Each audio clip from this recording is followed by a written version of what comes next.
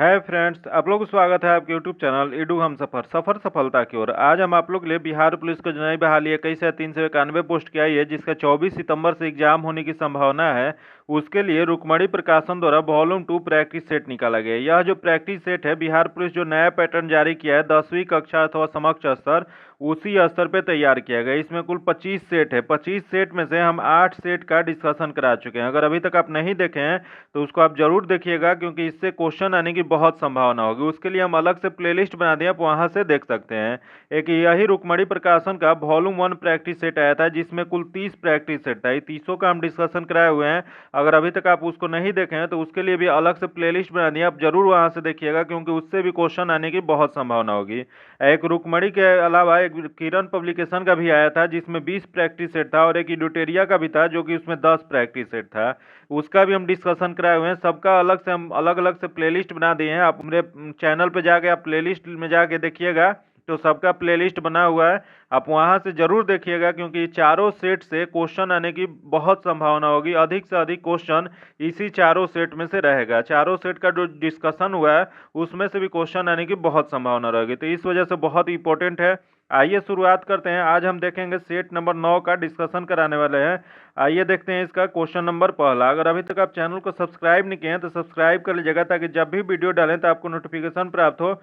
Video को like कीजिएगा, दोस्तों के साथ शेयर कीजिएगा। आइए शुरुआत करते हैं इसका पहला क्वेश्चन। पहला क्वेश्चन जो दिया गया है, एक 100 ग्राम वजन की गेंद 70 मीटर ऊंचे भवन के शीर्ष पर रखी गई है, तो गेंद की स्थितिक ऊर्जा क्या होगा। यहाँ स्थितिक ऊर्जा बताना है, तो स्थितिक ऊर्जा बराबर होता है mgh होता है। याद रखिएगा, क्वेश्चन पूछ देगा कि स्थितिक ऊर्जा बराबर उसका फॉर्मूला क्या होता है, तो mgh होता है, जो कि दिया गया है यहाँ 100 दिया गया है, जो कि उसके बाद 10 के पावर -3, उसके बाद 70 गुने 10 अगर कर देंगे तो इसका जो हो जाएगा 70 जूल आ जाएगा। तो इसका जो आंसर हो जाएगा क्या हो जाएगा, तो बी नंबर हो जाएगा। इसका जो आंसर हो जाएगा बी नंबर हो जाएगा, जो कि किसी वस्तु की स्थितिक स्वरूप आकार के कारण उसमें संचित ऊर्जा स्थितिक ऊर्जा होता है, जो कि उठे हुए हथौड़ा में तथा तने हुए धनुष में या घड़ी की चाबी में संचित ऊर्जा जो होती है वो स्थिति ऊर्जा कहलाती है।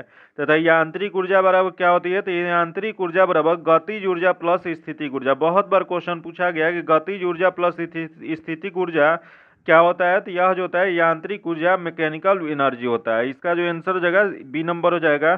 तथा अगला देख लेते हैं, दिया गया कि सरल सूक्ष्मदर्शी का आवर्धन क्षमता होता है। बताना है आपको कि सरल सूक्ष्मदर्शी की आवर्धन क्षमता कितना होता है, तो इसका आवर्धन क्षमता जो होता है 1+d/f होता है। इसका जो आंसर हो जाएगा डी नंबर हो जाएगा।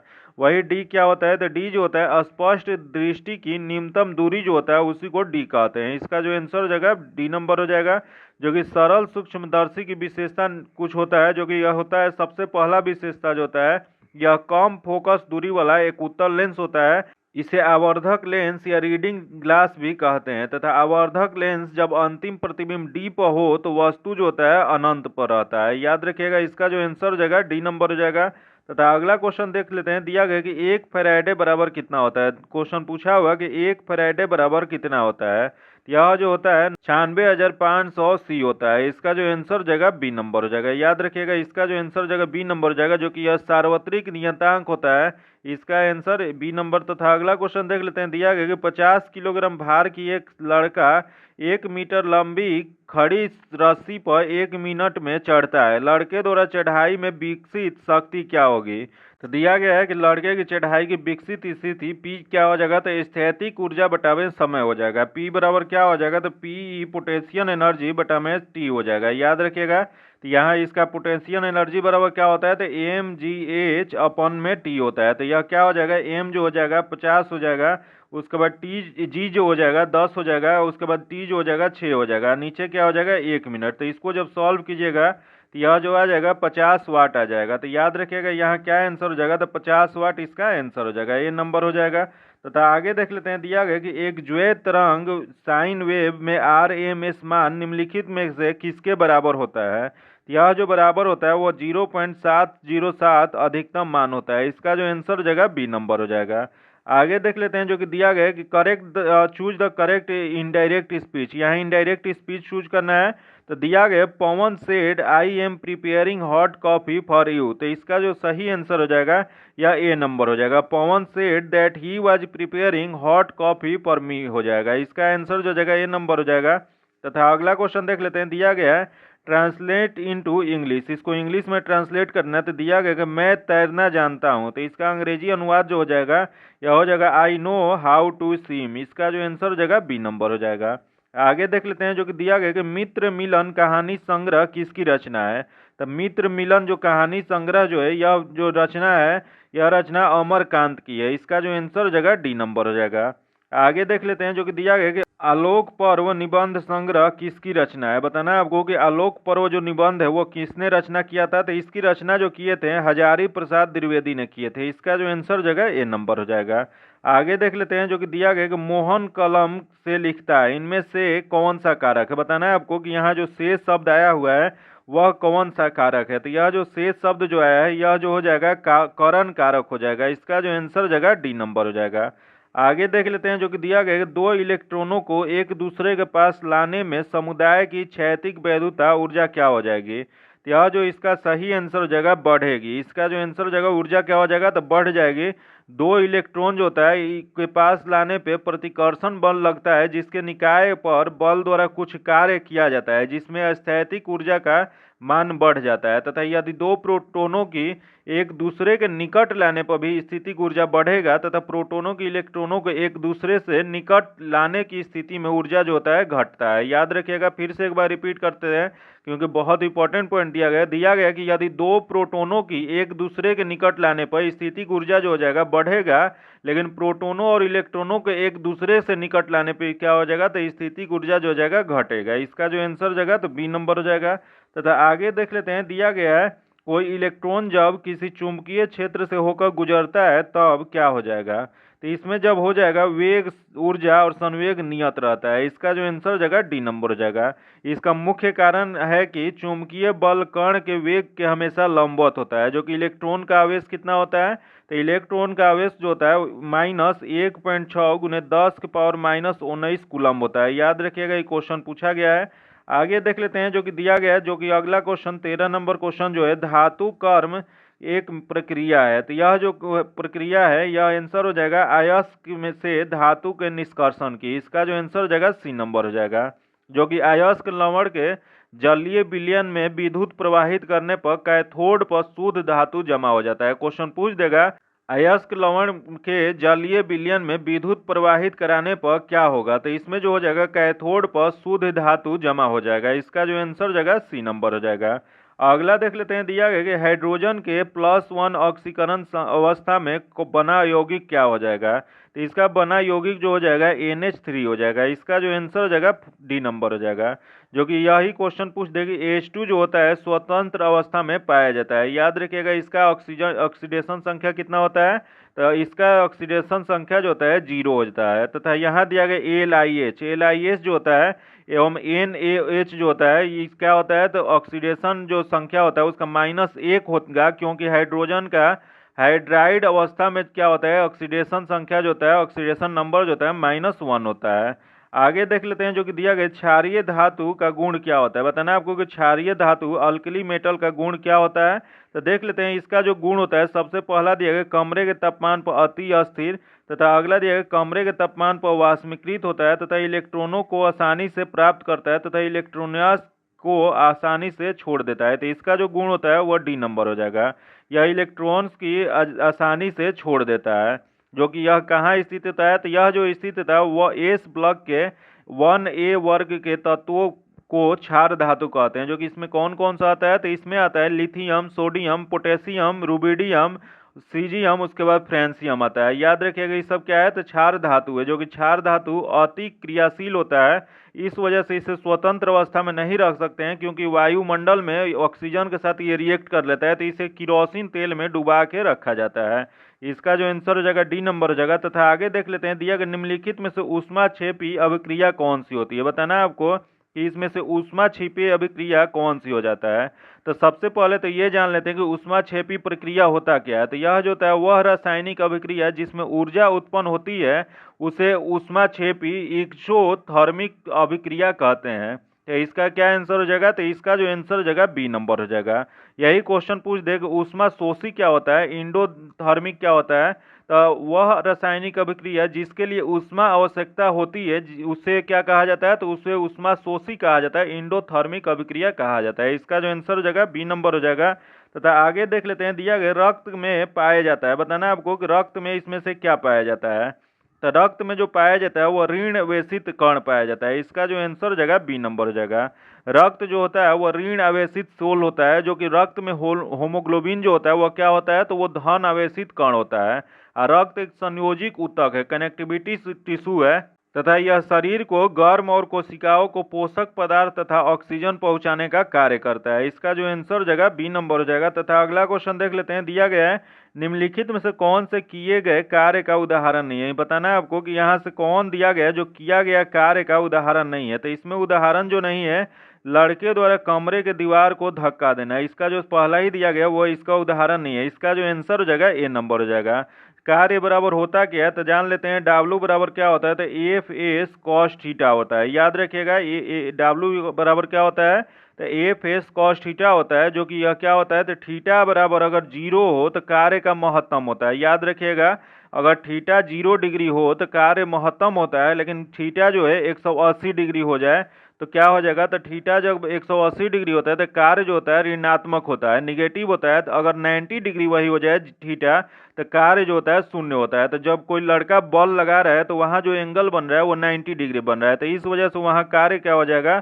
तो वह कार्य जो हो जाएगा शून्य हो जाएगा। तथा कार्य का एसआई मात्रक क्या होता है? तो कार्य का एसआई मात्रक जूल होता है। तथा सीजीएस पद्धति क्या होता है? तो सीजीएस पद्धति जो होता है अर्ग होता है। याद रखिएगा, दोनों में बहुत कंफ्यूजन होता है, बहुत बार क्वेश्चन पूछा गया है। कार्य का मात्रक क्या होता है? तो कार्य का एसआई मात्रक जो होता है जूल होता है, और सीजीएस पद्धति जो होता है अर्ग होता है।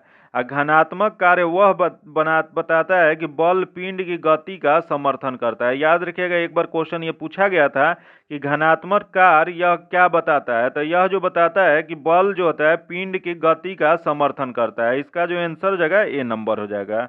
आगे देख लेते हैं, जो कि दिया गया कि जल में डिटर्जेंट मिलाकर ग्रीस आदि का दाग हटाए जाते हैं, क्योंकि यह क्या मुख्य कारण है? तो देख लेते हैं इसका मुख्य कारण जो क्या हो जाता है। यह जो होता है, पहला दिया गया तेल और जल के मध्यम पृष्ठ तनाव को बढ़ा देता है, जो कि गलत दिया गया, पहला गलत दिया गया है। आगे देख लेते हैं, जो कि दिया गया तेल और जल का मध्यम पृष्ठ तनाव को घटाता है, जो कि ये सही दिया गया है। अगला दिया गया डिटर्जेंट अणु द्वारा धब्बा का निलंबन होता है, ये भी सही दिया गया। तो 2 और 3 सही दिया गया। तो यह किस में दिया गया? तो इसका जो आंसर हो जाएगा ए नंबर, क्योंकि ए में 2 तथा 3 दिया गया। तो इसका जो आंसर हो जाएगा ए नंबर हो जाएगा। आगे देख लेते हैं, जो कि दिया गया कि अमाशय का पीएच श्रेणी होता है। बताना है आपको कि अमाशय का पीएच श्रेणी कितना होता है। तो यह जो पीएच श्रेणी जो होता है 1.5 से 2.0 के बीच होता है। इसका जो आंसर हो जाएगा बी नंबर हो जाएगा। अमाशय से जठर रस होता है। याद रखिएगा, अमाशय में एक रस होता है, उसे क्या कहा जाता है? तो उसे जठर रस कहते हैं, जिससे एसीएल अम्ल उत्पन्न होता है, जो कि इसका पीएच मान कम कर देता है। तथा पीएच का कम होना क्या कहलाता है? तो पीएच का कम होना अम्लीयता कहलाता है, जो कि पीत रस का पीएच मान कितना होता है? तो पीत रस का जो होता है 7.7 होता है पीएच वैल्यू। आगे देख लेते हैं, जो कि दिया गया कि मानव का आहार नाल के विभिन्न भागों के सही क्रम का चयन करें। बताना है आपको कि मानव का आहार नाल जो है उसको विभिन्न भागों का सही क्रम का चयन करना है। तो देख लेते हैं, सबसे पहला जो होता है मनुष्य का जो आहार नाल जो होता है, मनुष्य का आहार नाल का कुल लंबाई जो होती है 33 फीट होता है। याद रखिएगा, 33 फीट का आहार नाल होता है, जो कि भोजन के पाचन क्रिया 5 चरणों में विभाजित होता है। जो कि सबसे पहले क्या होता है? तो सबसे पहले जो होता है अंतःग्रहण होता है, उसके बाद पाचन होता है, उसके बाद अवशोषण होता है, और उसके बाद स्वांगीकरण होता है, उसके बाद मल परित्याग होता है। तो यह किस में दिया गया है? यह जो दिया गया वो ए में दिया गया है। सबसे पहले मुख से हम लोग अंतःग्रहण करते हैं, उसके बाद ग्रासिका में जाता है, उसके बाद अमाशय में जाता है, उसके बाद क्षुद्रांत में, उसके बाद बृहतांत में जाता है। तो इसका जो आंसर हो जाएगा ए नंबर हो जाएगा। जो कि भोजन का मुख्य जो होता है, भोजन जो हम लोग मुख से लेते हैं उसी को क्या कहा जाता है? तो अंतःग्रहण कहा जाता है। तथा अमाशय में भोजन का पाचन अम्लीय माध्यम में होता है। आगे देख लेते हैं, जो कि दिया प्रतिजैविक डैश के उपचार में प्रभावी है। बताना है आपको कि प्रतिजैविक जो होता है किसके उपचार में प्रभावी होता है। तो यह जो उपचार होता है वह होता है हैजा के। इसका जो आंसर हो जाएगा डी नंबर हो जाएगा। वे रासायनिक जो सूक्ष्म जीव जैसे जीवाणु, कवक, फफूंद आदि से तैयार किए जाते हैं तथा दूसरे हानिकारक जीवों को मनुष्य के संक्रमण रोग उत्पन्न कर देते हैं या उसकी वृद्धि को रोक देते हैं, उसे क्या कहा जाता है? तो उसी को प्रतिजैविक औषधि कहा जाता है। इसका जो आंसर हो जाएगा डी नंबर हो जाएगा। अगला क्वेश्चन देख लेते हैं जो कि दिया गया है कि मनुष्यों में अनैच्छिक क्रियाएं जैसे कि रक्त दबाव, लार और उल्टी को किसके द्वारा नियंत्रित किया जाता है? तो यह जो नियंत्रित किया जाता है इसका सही जो आंसर हो जाएगा मेडुला के द्वारा। इसका जो आंसर हो जाएगा ए नंबर हो जाएगा। आगे देख लेते हैं जो कि दिया गया है वाष्पोत्सर्जन इनमें से मुख्यतः किन स्थान पर नहीं होता है। बताना है आपको कि वाष्पोत्सर्जन जो है इनमें से मुख्य किस स्थान पर नहीं होता है। तो देख लेते हैं इसमें किसमें नहीं होता है। सबसे पहला देगा अंतः कोशिका अवतरण, तो सबसे पहला जो दिया गया है इसी में नहीं होता है। तो इसका जो आंसर हो जाएगा ए नंबर हो जाएगा। आगे देख लेते हैं दिया गया कौन से विकल्प सही ढंग से उस पथ को दर्शाता है जो मानव पुरुष जनन प्राणी से शुक्राणु मुक्त होने पर तय करते हैं। तो यह जो तय जो करते हैं इसमें जो सही आंसर हो जाएगा इसका सही जो हो जाएगा D number, sorry B number हो जाएगा। टेस्टिस हो जाएगा, उसके बाद वास डिफरेंस हो जाएगा, उसके बाद यूरेथा, उसके बाद पेनिस हो जाएगा। इसका जो आंसर हो जाएगा बी नंबर हो जाएगा। आगे देख लेते हैं जो कि दिया गया है जीवों का निम्न में से कौन सा समूह अन्य पौधों और जीवों को मारे बिना उसमें पोषण प्राप्त करता है। तो यह जो पोषण प्राप्त करता है यह हो जाएगा जू, फती कृमि, जोंक और अमरबेल हो जाएगा। इसका जो आंसर हो जाएगा ए नंबर हो जाएगा। वही क्वेश्चन पूछ देगी केंचुआ किस संघ में आता है। तो केंचुआ जो होता है एनिलिडा संघ का जंतु है। इसका जो आंसर हो जाएगा ए नंबर हो जाएगा। तथा आगे देख लेते हैं जो कि दिया गया कि निम्न में से कौन सा अमाशय में बनने वाला एक प्रोटीन पाचन एंजाइम है। बताना है आपको इनमें से कौन सा है जो अमाशय में बनने वाला एक प्रोटीन पाचन एंजाइम है। तो देख लेते हैं इसमें कौन सा है। तो सबसे पहले जो दिया गया HCl, उसके बाद दिया गया एंटोरकाइनेज, उसके बाद माल्टोज, उसके बाद पेप्सिन। तो इसका जो आंसर हो जाएगा वो पेप्सिन हो जाएगा। इसका जो आंसर सी नंबर हो जाएगा जो कि अमाशय में भोजन 3 से 4 घंटा तक रहता है तथा अमाशय में भोजन का मंथन तथा आंशिक पाचन होता है तथा अमाशय के दीवार में जठर ग्रंथियां होती है जिससे जठर रस स्रावित होता है तथा जठर रस अम्लीय प्रकृति का होता है और जठर रस से उपस्थित पेप्सिन जो होता है भोजन के प्रोटीन को पॉलीपेप्टाइड में बदल देता है। तो इसका जो आंसर हो जाएगा सी नंबर हो जाएगा। आगे देख लेते हैं जो कि दिया गया है पौधों में उत्सर्जन के संबंध में निम्नलिखित कथनों में से एक के अलावा अन्य सभी सही है, उस गलत कथन का पहचान कीजिए। तो इसमें जो गलत दिया गया वह दिया गया सी नंबर, पौधे में उनके अवशिष्ट उत्पादों के निष्कासन के लिए कोई विशिष्ट अंग नहीं होता है। तो इसका जो आंसर हो जाएगा सी नंबर हो जाएगा। आगे देख लेते हैं जो कि दिया गया कि मनुष्य में अंतः श्वसन के संबंध में नीचे दिए गए सभी कथनों में से केवल एक के अलावा अन्य सभी सही हैं, गलत कथन का पहचान कीजिए। इसमें बताना है कि कौन सा गलत दिया गया है। तो देख लेते हैं इसमें कौन सा गलत दिया गया। तो सबसे पहला दिया गया पसलियों अंदर धंसती है और डायफ्राम ऊपर की ओर फूलता है, जो कि पहला ही गलत दिया गया। तो इसका जो आंसर हो जाएगा एक नंबर हो जाएगा। अंतः श्वसन की क्रिया में शुद्ध वायु ओटी श्वसन अंगों द्वारा फेफड़े में पहुंचता है तथा अंतः श्वसन की प्रक्रिया में डायफ्राम एवं आंतरिक अंतर पार्श्विक पेशियां संकुचित हो जाती हैं तथा एवं डायफ्राम जो होता है समतल हो जाता है तथा निःश्वसन की क्रिया में क्या होता है। तो निःश्वसन की क्रिया में वायु फेफड़े के बाहर जाता है। तो इसका क्या हो जाएगा ए नंबर। ए नंबर जो है गलत दिया गया है, बाकी जो है सही दिया गया है। तो इसका आंसर जो हो जाएगा ए नंबर हो जाएगा। आगे देख लेते हैं जो कि दिया गया वायुमंडल के उच्चतर स्तरों पर मौजूद ओजोन डैश का उत्पादन करता है। बताना है आपको कि वायुमंडल में उच्चतर स्तर पर जो मौजूद ओजोन जो होता है, ओजोन परत जो होता है वो किसका उत्पादन करता है। तो यह जो उत्पादन करता है ऑक्सीजन पर पराबैंगनी विकिरणों के प्रभाव का। इसका जो आंसर हो जाएगा ए नंबर हो जाएगा। यही क्वेश्चन पूछ दे कि ओजोन परत सूर्य से आने वाली पराबैंगनी विकिरण को अवशोषित कर लेता है, जिससे अगर वो अवशोषित ना करे डायरेक्ट हम लोग को स्किन पे पड़े तो स्किन कैंसर होने की संभावना रहता है। तथा यही क्वेश्चन पूछ दे कि ओजोन की सांद्रता को मापने की इकाई क्या होता है। तो यह जो इकाई होता है डॉप्सन कहलाता है। ओजोन परत को सर्वाधिक नुकसान किससे होता है। तो ओजोन परत का सर्वाधिक नुकसान जो होता है क्लोरोफ्लोरोकार्बन CFC से होता है। इसका जो आंसर हो जाएगा ए नंबर हो जाएगा। आगे देख लेते हैं क्वेश्चन मात्र रासायनिक क्रिया से निर्माण होता है। बताना है आपको कि मात्र रासायनिक क्रिया से क्या निर्माण होता है। तो इसमें जो मात्र रासायनिक क्रिया से जो निर्माण होता है यह होता है CFCS का होता है। इसका जो आंसर हो जाएगा बी नंबर हो जाएगा। वही क्वेश्चन पूछ दे कि मार्स गैस किसे कहा जाता है। मार्स गैस जो कहा जाता है मीथेन को कहा जाता है, तथा नाइट्रस ऑक्साइड जो होता है N2O का हास्य गैस, हंसने वाला गैस N2O होता है। तथा हरित गृह प्रभाव के लिए मुख्य जिम्मेदार कौन सा होता है, तो वह जो होता है CO2 होता है। आगे देख लेते हैं, जो मैथ्स का क्वेश्चन दिया गया है मैथ्स का आंसर सिर्फ हम बता देते हैं, इसका आप लोग बना लीजिएगा, इसका PDF में सॉल्यूशन दे देते हैं। तो इसका आंसर जो हो जाएगा 32 नंबर क्वेश्चन का, इसका आंसर D नंबर हो जाएगा। तथा आगे देख लेते हैं 33 नंबर, इसका जो आंसर हो जाएगा C नंबर हो जाएगा। आगे देख लेते हैं जो कि क्वेश्चन दिया गया है 34 नंबर, ये भी मैथ्स का क्वेश्चन है, इसका आंसर B नंबर हो जाएगा। तथा अगला है 35 नंबर, इसका जो आंसर हो जाएगा वो B नंबर हो जाएगा। अगला क्वेश्चन देख लेते हैं, दिया गया कि भारत में बैंकिंग विनिमय अधिनियम कब से पारित किया गया था। तो यह जो पारित किया गया था, यह किया गया था 1949 में, इसका जो आंसर हो जाएगा D नंबर हो जाएगा। याद रखिएगा क्वेश्चन पूछा गया कि भारत में बैंकिंग विनिमय अधिनियम कब पारित किया गया था, तो यह जो किया गया था 1949 में किया गया था, जो कि यह बैंकिंग फर्मों को नियंत्रित करता है। याद रखिएगा। आगे देख लेते हैं जो कि दिया गया, चीन पर शासन करने वाले अंतिम राजवंश कौन था और चीन गणराज्य की स्थापना किस वर्ष हुआ था। तो यह जो स्थापना हुआ था वो किंग राजवंश 1911 में हुआ था, इसका जो आंसर हो जाएगा A नंबर हो जाएगा।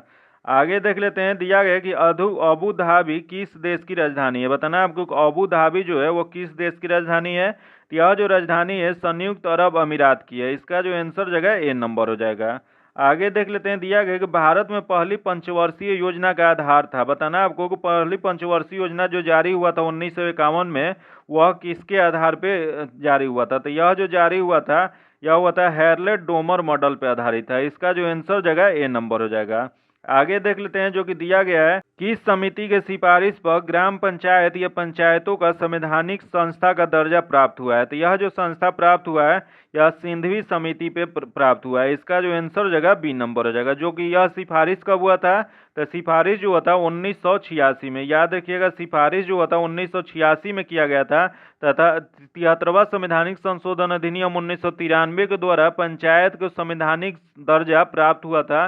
तथा सर्वप्रथम पंचायती और संवैधानिक अधिकार प्रदान करने के लिए 64वां संवैधानिक संशोधन विधेयक लाया गया था, जो कि सरकारिया आयोग केंद्र राज्य संबंध से बताया गया है। याद रखिएगा यहाँ जो दिया गया सरकारिया आयोग किससे है, यह जो है केंद्र राज्य संबंध में बनाया गया था। आगे देख लेते हैं जो कि दिया गया, ये भी मैथ्स का क्वेश्चन है, इसका जो आंसर हो जाएगा C नंबर हो जाएगा। तथा आगे देख लेते हैं, दिया गया कि निम्नलिखित में से कौन सा 2014 में भारत का 29वां राज्य बना है। तो 29वां राज्य बना है जो यह तेलंगाना बना है, इसका जो आंसर हो जाएगा D नंबर हो जाएगा। क्रम से देख लेते हैं, 25 से लेके 29 तक के क्रम देख लेते हैं क्या है।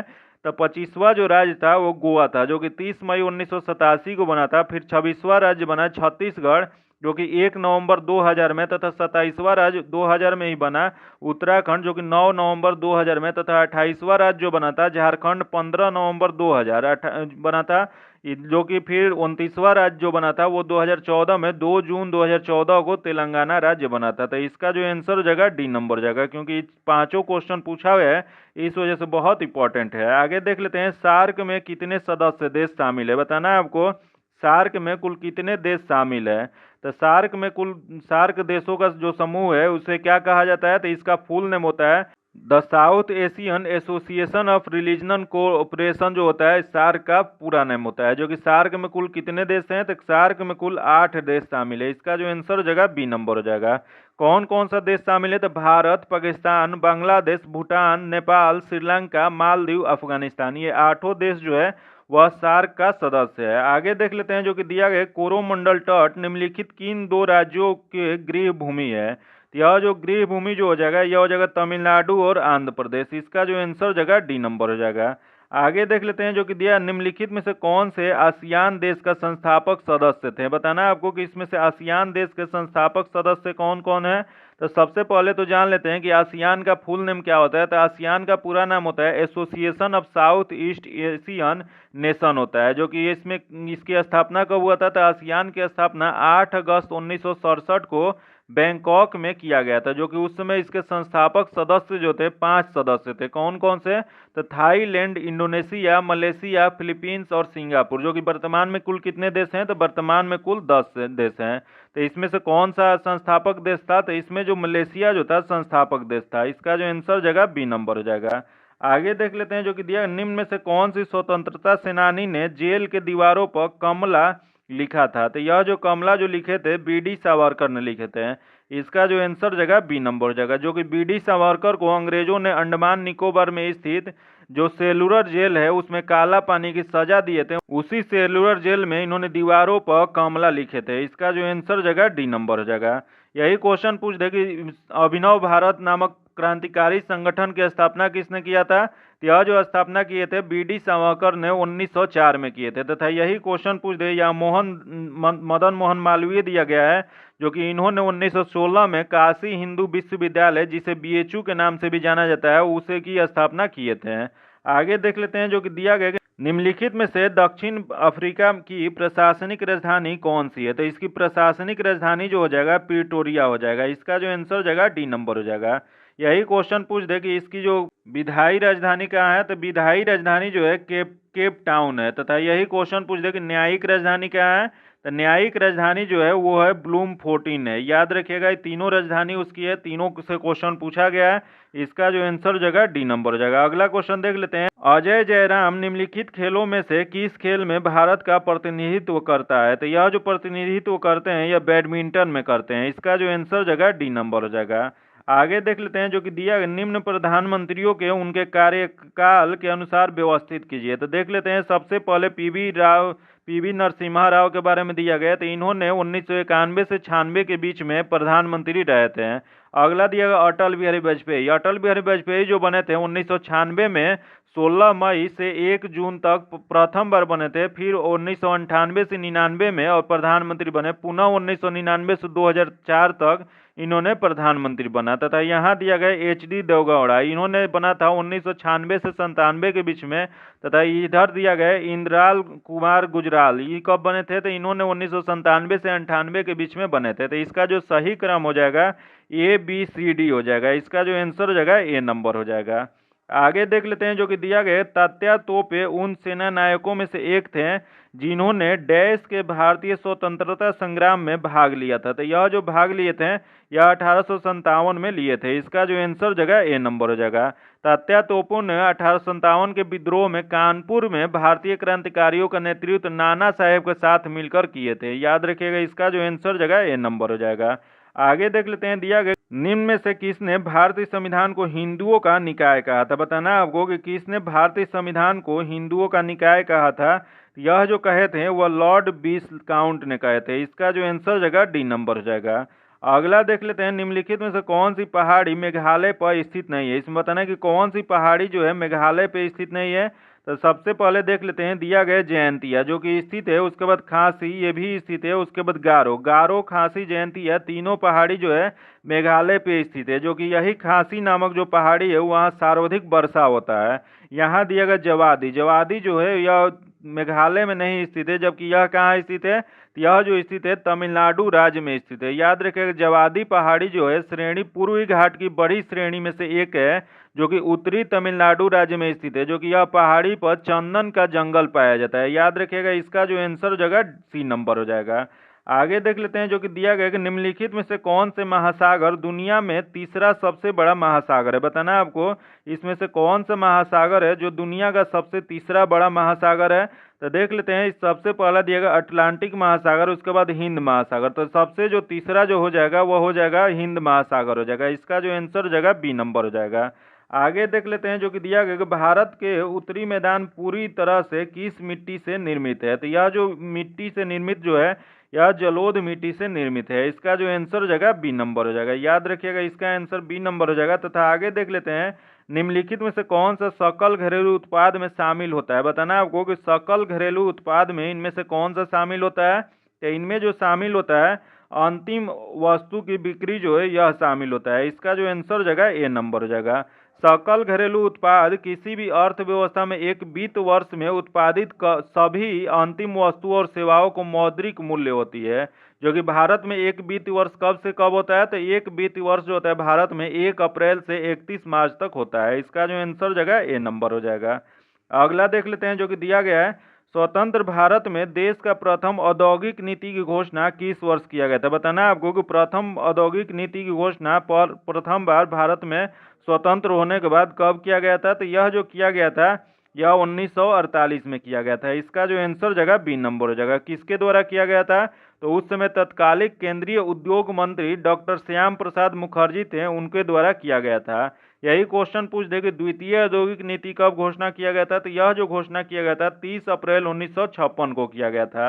आगे देख लेते हैं जो कि दिया गया है, भू राजस्व के लिए अस्थायी बंदोबस्त प्रणाली किसके द्वारा लागू किया गया था? तो यह जो लागू किया गया था यह लॉर्ड कॉर्नवालिस के द्वारा लागू किया गया था। इसका जो आंसर हो जाएगा ए नंबर हो जाएगा। यही क्वेश्चन पूछ दे कि यह स्थायी बंदोबस्त में क्या हुआ था? तो स्थायी बंदोबस्त के तहत जमींदारों को भूस्वामी मानकर इसके साथ भूमि की बंदोबस्ती की गई तथा स्थायी बंदोबस्त व्यवस्था में भू राजस्व का 89% ब्रिटिश कंपनी को तथा 11% जमींदारों को प्राप्त होता था तथा बंगाल, बिहार, उड़ीसा, बनारस तथा दक्षिण भारत के कुछ क्षेत्रों में अस्थायी बंदोबस्त जो था लागू किया गया था।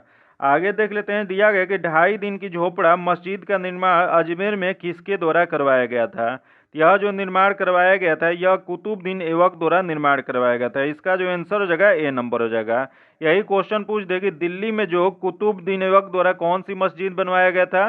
तो दिल्ली में कुतुबुद्दीन ऐबक द्वारा कुतुब उल इस्लाम मस्जिद का निर्माण करवाया था, जो कि भारत में पहला मस्जिद है। याद रखिएगा, क्वेश्चन पूछ देंगे भारत में प्रथम मस्जिद कौन सा था? तो यह जो था कुतुब उल इस्लाम मस्जिद, जो कि दिल्ली में स्थित है। इसका जो आंसर जगह ए नंबर हो जाएगा। अगला क्वेश्चन देख लेते हैं, दिया गया भारत के संविधान का कौन सा अनुच्छेद चुनाव आयोग के संसद और राज्य विधानसभा के चुनाव को पर्यवेक्षण करने की शक्ति देता है? यह जो शक्ति देता है यह हो जाएगा अनुच्छेद 324 देता है। इसका जो आंसर जगह डी नंबर हो जाएगा। यही क्वेश्चन दिया गया है यहाँ अनुच्छेद 314। 314 क्या होता है? तो 314 के अंतर्गत कुछ सेवाओं के विद्यमान अधिकारियों के संरक्षण के लिए उपबंधित होता है तथा यही क्वेश्चन पूछ देगा अनुच्छेद 214 में क्या है? तो अनुच्छेद जो 214 जो होता है राज्यों के उच्च न्यायालय के गठन का उल्लेख करता है। आगे देख लेते हैं जो कि दिया गया कि भारत बांग्लादेश भूमि सीमा समझौता के संशोधित संस्करण के दोनों देशों द्वारा भारतीय संविधान के किस संशोधन के तहत अंगीकृत किया गया था? तो यह जो अंगीकृत किया गया था 100वां संवैधानिक संशोधन अधिनियम 2015 के द्वारा किया गया था। इसका जो आंसर हो जाएगा बी नंबर हो जाएगा। अगला देख लेते हैं जो कि मैथ्स का क्वेश्चन है। इसका जो आंसर हो जाएगा सी नंबर हो जाएगा। इसका पीडीएफ में आंसर दे देंगे सॉल्यूशन के साथ। आगे देख लेते हैं 62 नंबर क्वेश्चन, जो कि इसका भी आंसर क्या हो जाएगा? तो बी नंबर हो जाएगा। तथा आगे देख लेते हैं 63 नंबर, इसका क्या आंसर हो जाएगा? इसका भी बी नंबर हो जाएगा। तथा आगे दिया गया 64 नंबर, इसका जो आंसर हो जाएगा सी नंबर हो जाएगा। सॉरी, इसका जो आंसर हो जाएगा सी नंबर हो जाएगा। आगे देख लेते हैं जो कि 65 नंबर, इसका जो आंसर हो जाएगा ए नंबर हो जाएगा। तथा अगला क्वेश्चन दिया गया, भारत में पहली इंजन रहित रेलगाड़ी का नाम क्या है? तो भारत में जो पहली इंजन रहित रेलगाड़ी जो चली थी उसका नाम है वंदे भारत एक्सप्रेस। इसका जो आंसर हो जाएगा बी नंबर हो जाएगा। यही क्वेश्चन पूछ देगी भारत में सर्वप्रथम रेलगाड़ी कब चला था? तो यह जो चला था 16 अप्रैल 1853 में मुंबई से ठाणे के बीच में कुल 34 किलोमीटर चलाई गई थी। इसका जो आंसर हो जाएगा बी नंबर हो जाएगा। आगे देख लेते हैं, दिया गया निम्नलिखित में से कौन सी हिमाचल प्रदेश की एक मार्शल नृत्य शैली जो तलवारों के साथ की जाती है? यह जो तलवारों के साथ जो किया जाता है इसका हो जाता है खरैती हो जाएगा। इसका जो आंसर हो जाएगा डी नंबर हो जाएगा। अगला क्वेश्चन देख लेते हैं, दिया गया कि भारत के कितने राज्यों की सीमा सिक्किम से जुड़ा हुआ है? बताना आपको कि भारत की कौन सा राज्य जो सिक्किम से सीमा बनाता है? तो यह जो बनाता है केवल एक राज्य बंगाल है। इसका जो आंसर हो जाएगा ए नंबर हो जाएगा। सर्वाधिक यही क्वेश्चन पूछ देगा किस राज्य की सीमा दूसरे राज्यों से लगा हुआ है? तो सर्वाधिक जो हो जाएगा वो उत्तर प्रदेश हो जाएगा। आगे देख लेते हैं, दिया गया कि निम्नलिखित में से कौन सी श्रीलंका की पहली आधिकारिक भाषा थी? तो यह आधिकारिक भाषा जो पहला जो हो जाएगा यह हो जाएगा सिंहली था। इसका जो आंसर हो जाएगा ए नंबर हो जाएगा। आगे देख लेते हैं, दारा सिको अंत उत्तराधिकारी के युद्ध सामूगढ़ की लड़ाई में डैश से हार गया था। यह जो हारा था वह औरंगजेब से हार गया था। इसका जो आंसर जगह ए नंबर हो जाएगा। सामूगढ़ का युद्ध कब हुआ था? तो यह जो युद्ध हुआ था 29 मई 1658 में हुआ था, जो कि औरंगजेब और मुराद की संयुक्त सेना और दारा सिको के मध्य हुआ था, जिसमें दारा सिको की हार हुई थी। तथा यही क्वेश्चन पूछ देगा उपनिषदों की फारसी अनुवाद किसने करवाया था? तो उपनिषदों की फारसी अनुवाद शाहजहां के शासनकाल में शहजादे दारा सिको ने सीर ए अकबर शीर्षक से करवाए थे। अगला देख लेते हैं जो कि दिया गया, लाला राजपत राय डैश के एक सक्रिय सदस्य थे। बताना आपको कि लाला राजपत राय डैश मतलब किसके एक सक्रिय सदस्य थे। तो यह जो सदस्य थे यह आर्य समाज के सदस्य थे। इसका जो आंसर जगह सी नंबर जगह। यही क्वेश्चन पूछ दे कि आर्य समाज की स्थापना किसने किया था। तो आर्य समाज की स्थापना 1875 में स्वामी दयाराम सरस्वती द्वारा किया गया था। जो कि दयाराम सरस्वती का बचपन का नाम क्या था। तो इनका बचपन का नाम मूल शंकर था। जो कि 1875 में स्वामी दयाराम सरस्वती ने सत्यार्थ प्रकाश की रचना की, जो मूलतः हिंदी भाषा में लिखी गई थी। आगे देख लेते हैं। दिया गया कनकलता बरुआ एक किशोर स्वतंत्रता सेनानी थी। वे कहाँ की रहने वाली थी। तो यह जो रहने वाली थी असम की। इसका जो आंसर जगह ए नंबर हो जाएगा। आगे देख लेते हैं। दिया गया कि प्लूटो रिको खाई निम्नलिखित में से किस महासागर में स्थित है। यह जो स्थित है अटलांटिक महासागर में स्थित है। इसका जो आंसर जगह सी नंबर हो जाएगा। यही क्वेश्चन पूछ दे कि मेरियाना गर्त कहाँ है। तो यह जो है प्रशांत महासागर में। तथा यही क्वेश्चन एक और पूछ सकता है कि टोंगा गर्त कहाँ स्थित है। यह भी स्थित है प्रशांत महासागर में। आगे देख लेते हैं। जो कि दिया गया भारतीय जनता पार्टी की स्थापना इनमें से किस वर्ष हुआ था। तो जनता पार्टी जो भारतीय जनता पार्टी बीजेपी जो है इसकी स्थापना जो हुआ था यह 1980 में हुआ था। इसका जो आंसर जगह बी नंबर हो जाएगा। जो कि भारतीय जनता पार्टी का मूल जो है श्यामा प्रसाद मुखर्जी द्वारा 1951 में स्थापित भारतीय जनसंघ के रूप में किया गया था। जो कि इसकी स्थापना 1980 में फिर किसने किया था। तो ये जो अटल बिहारी वाजपेयी और लाल कृष्ण आडवाणी के द्वारा किया गया था। आगे देख लेते हैं। दिया गया कि मिट्टी की सबसे निचली परत को डैश कहा जाता है। तो मिट्टी की सबसे निचली परत जो होती है उसे कहा जाता है तल शैल कहा जाता है। इसका जो आंसर जगह सी नंबर हो जाएगा। आगे देख लेते हैं। तंजावुर का बृहदेश्वर मंदिर जिसे पेरिया कोइल या बड़ा मंदिर भी कहा जाता है किस भारतीय राजवंश ने स्थापित हुआ था। तो यह जो स्थापित हुआ था यह हुआ था तमिलनाडु में हुआ था। इसका जो आंसर जगह बी नंबर हो जाएगा। जो कि यह मंदिर पूरी तरह से ग्रेनाइट से निर्मित है। जो कि 11वीं सदी के आरंभ में बनाया गया था। जो कि यह मंदिर को यूनेस्को ने विश्व धरोहर भी घोषित किया हुआ है। जिसकी इसका निर्माण किसने करवाया था। तो इसका निर्माण जो करवाए थे चोल शासक प्रथम जो थे राज चोल द्वारा करवाया गया था। याद रखिएगा इसका निर्माण किसने करवाया था। तो चोल शासक प्रथम राज चोल द्वारा करवाया गया था। जो कि यह मंदिर भगवान शिव की आराधना को समर्पित है। यही क्वेश्चन पूछ दे कि काशी विश्वनाथ मंदिर कहाँ स्थित है। तो यह जो है बनारसी उत्तर प्रदेश में। तथा स्वामी नारायण अक्षरधाम मंदिर कहाँ स्थित है। तो यह दिल्ली में स्थित है। तथा हाजरा राम मंदिर कहाँ स्थित है। तो यह जो है हजारा राम मंदिर हम्पी कर्नाटक में है। तथा सिद्धि विनायक मंदिर कहाँ है। तो मुंबई महाराष्ट्र में है। ये सब क्वेश्चन बार बार पूछा है, इसको आप लोग याद रखिएगा। आगे देख लेते हैं। भारत में ऑनलाइन समाचार सामग्री किस मंत्रालय के दायरे में आती है। तो यह जो आता है यह हो जाएगा सूचना और प्रसारण मंत्रालय के अंतर्गत आता है। इसका जो आंसर जगह ए नंबर जाएगा। यही क्वेश्चन पूछ दे कि प्रसार भारती की स्थापना कब किया गया था। तो इसकी स्थापना 1997 में किया गया था। आगे देख लेते हैं। जो कि दिया गया कि भारत में हरित क्रांति द्वारा चावल और गेहूं की खेती के लिए किस तरह के बीज प्रचलन में लाए गए थे।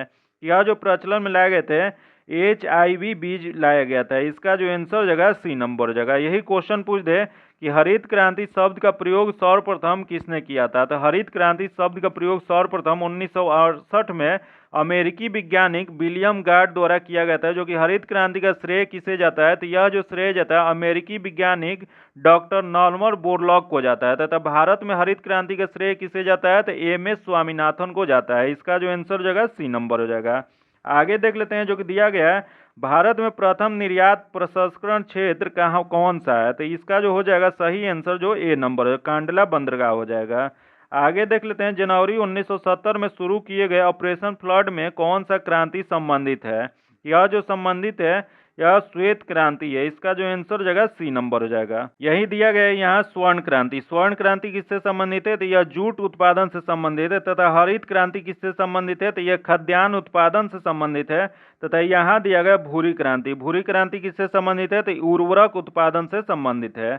आगे देख लेते हैं। भारतीय संदर्भ में PIL डैश है। तो PIL जो हो जाएगा यह हो जाएगा न्यायिक रूप से व्यक्त तथ्य हो जाएगा। इसका जो आंसर जगह ए नंबर हो जाएगा। अगला क्वेश्चन देख लेते हैं। दिया गया दुनिया के पहले लंबे रिवर क्रूज MV गंगा विलास का उद्घाटन कहाँ से किया गया था। तो यह जो उद्घाटन जो किया गया था यह बनारसी से किया गया था। इसका जो आंसर जगह बी नंबर हो जाएगा। जो कि गंगा विलास जो है बनारसी उत्तर प्रदेश से लेकर डिब्रूगढ़ असम के लिए शुरू किया गया था। आगे देख लेते हैं, दिया गया कि अंडर 19 महिला T20 विश्व कप का पहला संस्करण किस देश ने जीता है। तो यह जो जीता है यह भारत ने जीता है। इसका जो आंसर जगह सी नंबर होगा। इसका उप विजेता कौन सा रहा है, तो इसका उप विजेता जो रहा वो इंग्लैंड रहा है, जो कि अंडर 19 महिला टीम के कप्तान कौन रही थी, तो शेफाली वर्मा थी। आगे देख लेते हैं, दिया गया कि नॉर्थ चैनल पार करने वाली सबसे कम उम्र के व्यक्ति कौन बन रहे हैं। तो सबसे कम उम्र के जो बन गए हैं यह हो जाएगा, इसका आंसर जो जाएगा अंशुमान झिंगरन हो जाएगा। इसका आंसर ए नंबर हो जाएगा, जो कि यह कहाँ के रहने वाले हैं, तो यह जो है मुंबई महाराष्ट्र के रहने वाले हैं। आगे देख लेते हैं, विश्व अंडर 17 चैंपियनशिप में भारतीय पहलवानों ने कितने पदक जीते हैं। तो यह जो पदक जीते हैं इसका जो आंसर जगह 11 पदक। इसका जो आंसर जगह सी नंबर जगह। कौन कौन से पदक, तो भारत ने 1 स्वर्ण पदक जीता है, 7 रजत पदक और 3 कांस्य पदक जीते हैं। आगे देख लेते हैं, जो कि दिया गया, टेस्ला ने भारतीय मूल के किस व्यक्ति को अपना सीएमओ नियुक्त किया है। तो यह जो सीएमओ नियुक्त किया है वह वैभव तनेजा को किया है। इसका जो आंसर जगह ए नंबर जगह। आगे देख लेते हैं, जो कि अंग्रेजी का क्वेश्चन दिया गया है, चूज द एप्रोप्रिएट आर्टिकल्स, इसमें चूज करना है। तो इसमें जो आर्टिकल्स हो जाएगा इसका जो आंसर जगह बी नंबर हो जाएगा। आगे देख लेते हैं, जो कि इसका जो आंसर जगह 88 नंबर, इसका आंसर ए नंबर हो जाएगा। तथा अगला क्वेश्चन देख लेते हैं, वॉइस इसमें चूज करना है। तो इसका जो आंसर हो जाएगा बी नंबर हो जाएगा। अगला देख लेते हैं, दिया गया कि choose the antonyms of the wine, wine का एंटोनिम बताना है। इसका अर्थ होता है घमंडी। तो इसका एंटो जो हो जाएगा या हो जाएगा मोडेस्ट। मोडेस्ट मतलब होता है क्या है, तो इसका होता है विनम्र। इसका जो आंसर जगह डी नंबर जगह विनम्र हो जाएगा। अगला देख लेते हैं, जो कि दिया गया कि निम्नलिखित में से कौन सी सही नहीं है, सही है। इसमें बताना है कि निम्नलिखित में से कौन सही है वो बताना है। तो देख लेते हैं इसमें कौन सा सही है। तो सबसे पहले दिया गया kinetic energy equal to 1/2 mv², जो कि सही है। अगला दिया गया kinetic energy equal to P²/2m, ये भी सही है। तो इसमें दोनों सही है, इसका ए और बी दोनों सही हो जाएगा। इसका जो आंसर जगह सी नंबर हो जाएगा।